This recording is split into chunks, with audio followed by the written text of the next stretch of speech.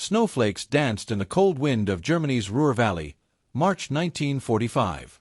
The dying breath of World War II still carried deadly weight. A column of American tanks advanced cautiously along a ruined village road, their engines growling like beasts in the deep.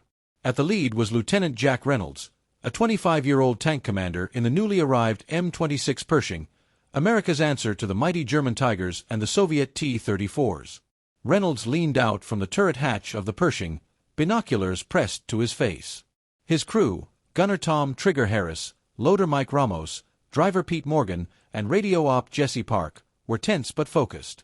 The war was supposed to be almost over, but no one told the Eastern Front. Opposing them, rolling across the snow-bitten plains from the east, was Captain Alexei Morozov, a Red Army veteran commanding a T-34-85. The Soviet juggernaut had torn through Poland and East Prussia and was now toe-to-toe with the Americans as both sides raced to Berlin. Morozov's crew was just as seasoned: gunner Yevgeny, loader Misha, driver Grigori, and radio man Pavel. They were battle-hardened but bone-tired, having fought from Stalingrad to the heart of Germany. This was not their war anymore. This was politics, territory, and pride. The village of Forfeit, abandoned but strategically perched on a crossroads, had become a flashpoint. Orders were clear for both sides: secure the town at all costs. The two tanks, though built with vastly different philosophies, shared a similar goal: survival and domination. The Pershing, with its 90mm gun and thick frontal armor, was a beast, slow but deadly. The T-34-85 was agile, easier to repair, and could hit hard with its 85mm gun. Both crews knew the capabilities and weaknesses of the other. At dawn, the battle began.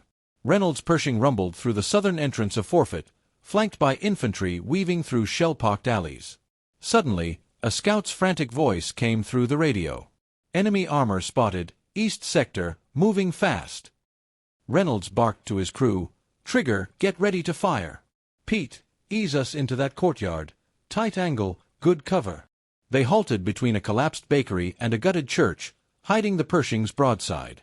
Meanwhile, Morozov's T-34-85 advanced from the east, flanking the cobbled roads with speed. Grigori slowed the tank just enough for Yevgeny to scan with the optics. "Contact. American heavy, southwest sector." Morozov narrowed his eyes. "We attack first. Circle behind the bakery. Stay fast." Both tanks maneuvered through the ruins, shadows flickering across their hulls. The T-34 had the speed advantage, but the Pershing had the bigger bite. Suddenly, the Pershing's gun cracked like thunder. A high-explosive round smashed into a building, just missing Morozov's turret. "Back! Back!" he yelled. The T-34 reversed into an alley, its engine groaning.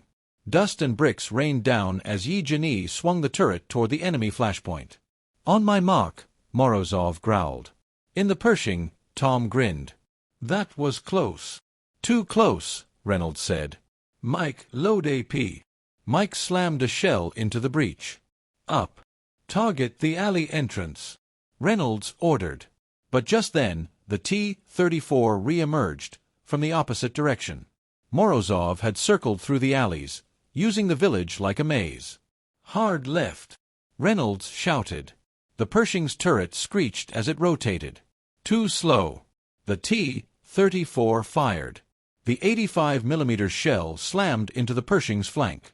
Armor buckled, paint scorched, but the thick plating held, barely.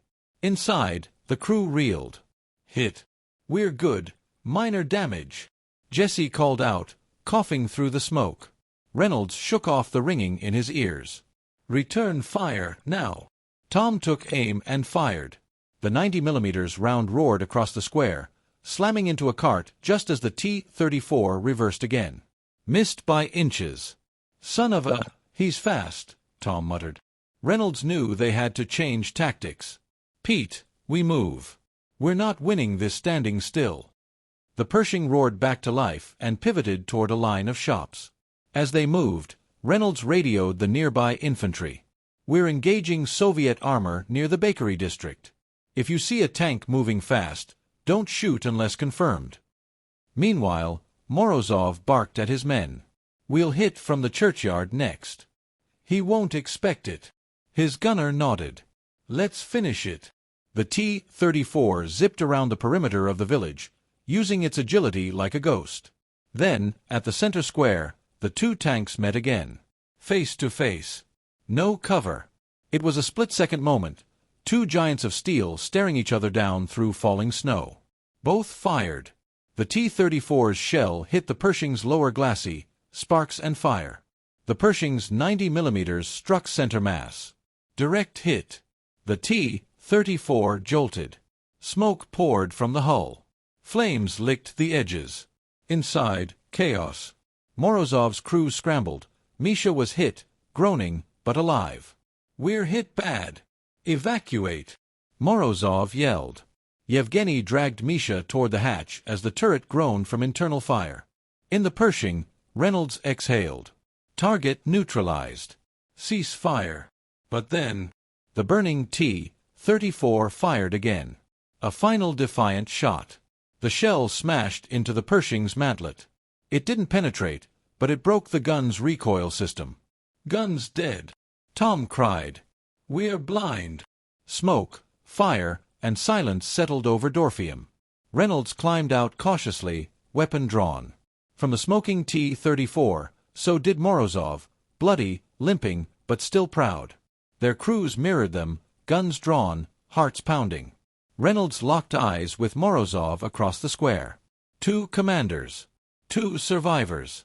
Soldiers, not politicians. Morozov didn't raise his weapon. Neither did Reynolds. Instead, Reynolds slowly nodded. A gesture of respect. Of understanding. Morozov returned it. And then, in a voice thick with smoke and fatigue, he said in broken English, "Your tank strong. Your crew stronger." Reynolds replied, "Same to you." Hell of a fight. The village fell silent again. No more shots. No more death. Just two tanks, one gutted, one broken, both refusing to die. Hours later, American and Soviet troops entered Dorfium under white flags. The battle was over. The town would remain neutral ground, a no-man's land claimed by neither side. Reynolds' crew got a replacement gun days later. Morozov was evacuated with his injured crew, eventually retiring in Moscow with honors. The clash between the M26 Pershing and the T-34-85 never made headlines, but for those who survived it, it was a defining moment of honor, grit, and mutual respect in a war that had seen too little of either. War may be born of politics, but respect is forged in fire.